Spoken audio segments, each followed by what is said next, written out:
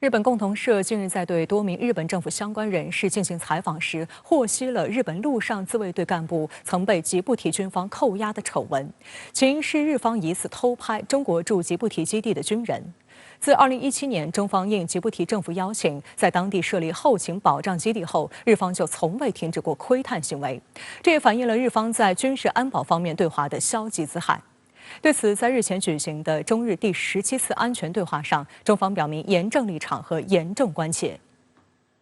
共同社26号的独家报道披露，2021年10月前后，陆自部队司令部的情报幕僚和地区情报班长2人用智能手机偷拍中国军人，被吉布提军方的共和国警备队发现，随即扣留并没收偷拍手机。得到消息的当地日本大使馆向吉布提国防部等提出了抗议。经过10几个小时的交涉，涉事2人才被释放。据日媒报道，日本自卫队员被当地有关部门扣留或差点被扣留的情况曾多次发生，而该次事件为拘留时间异常长的一例。事实上，在2017年8月中方保障基地投入使用后，日方就蠢蠢欲动，伺机拍摄。当年12月，日本 NHK 电视台连续2天播出其偷拍中方基地的新闻。画面包括基地多处办公建筑、住宅楼、直升机库及执勤的军人，既有长镜头的整体拍摄，又有外围围墙的偷拍。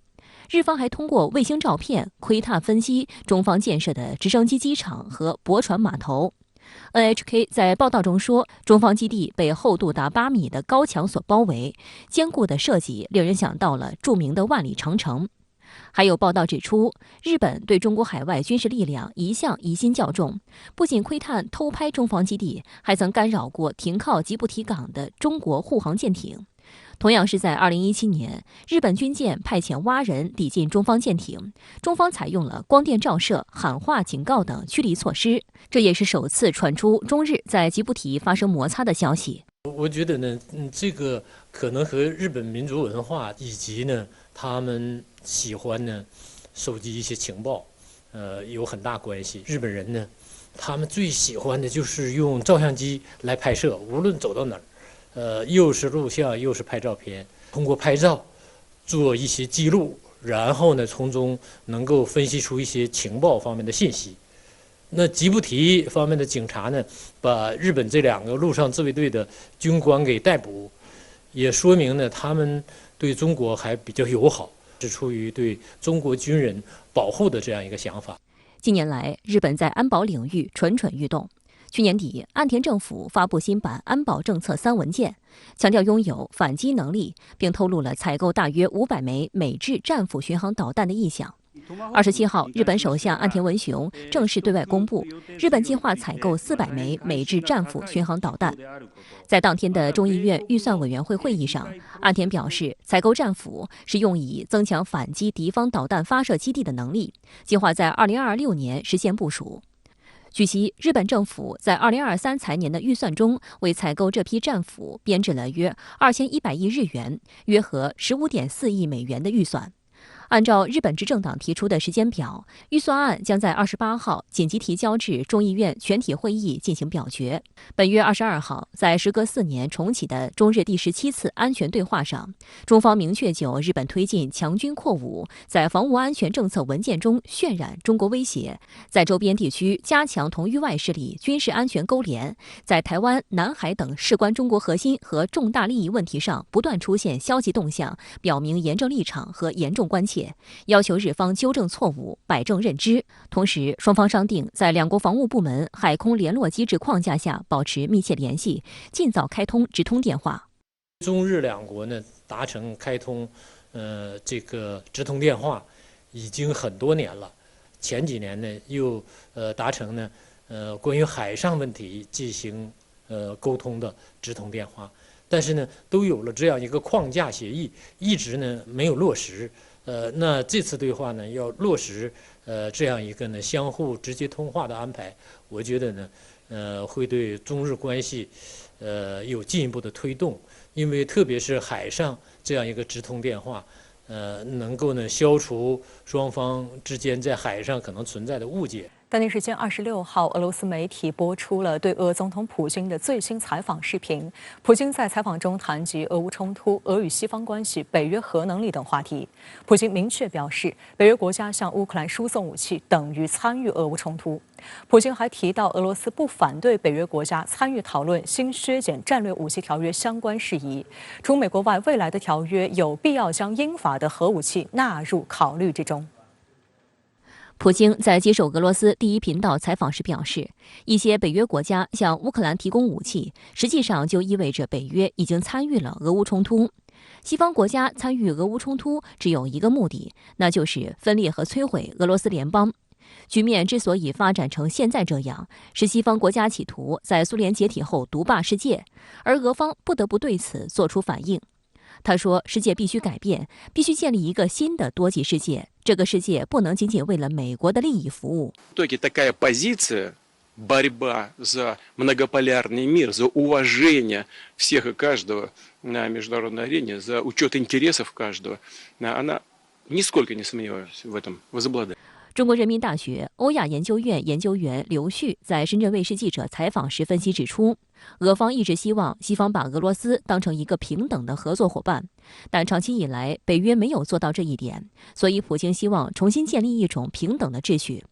另一方面，俄罗斯的军事行动目前面临着美西方以及国内的双重压力，普京希望西方能变换一些立场，同时也是用相关的表态争取国内的支持。普京也是看到了西方国家对乌克兰的这种长期的援助，将使这个俄罗斯在它的军事行动方面变得更加困难，所以这一方面也是对西方国家提出进一步的这种要求。那么要使这个西方国家在这样的一个局面下能够变换一些立场。那么另一方面，就是普京其实也面临着一定的国内的压力啊，对俄罗斯这个国家来讲，其实要耗费巨大的这个经济成本，还有这个社会成本。那么如何能够使国内的民众更团结起来，共同来支持这样的军事行动，对普京来说是非常重要的。普京还重申，他不反对北约国家参与讨论新削减战略武器条约相关事宜。俄罗斯不仅应该考虑到美国的核潜力，还应考虑到包括英国、法国在内的所有其他北约国家的核潜力。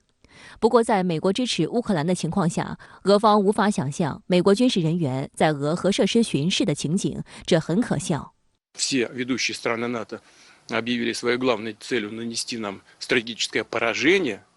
С тем, чтобы наш народ страдал, как они говорят. Как же мы в этих условиях можем не учитывать?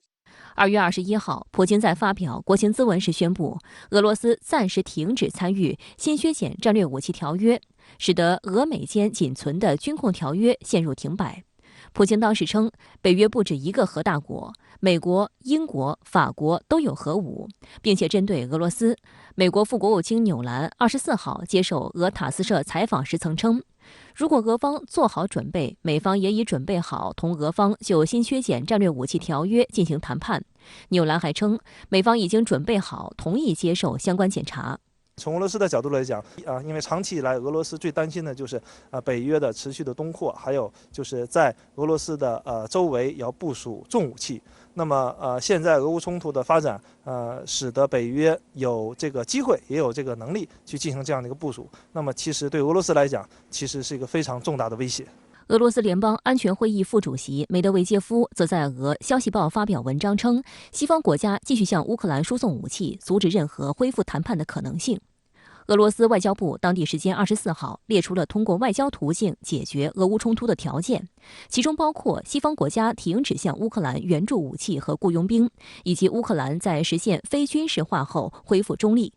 而同一天，泽连斯基表示，现在没有与普京进行谈判的可能性。乌克兰正准备对克里米亚发动攻势，乌方正在专门为此任务组建新的部队，并在国外培训士兵。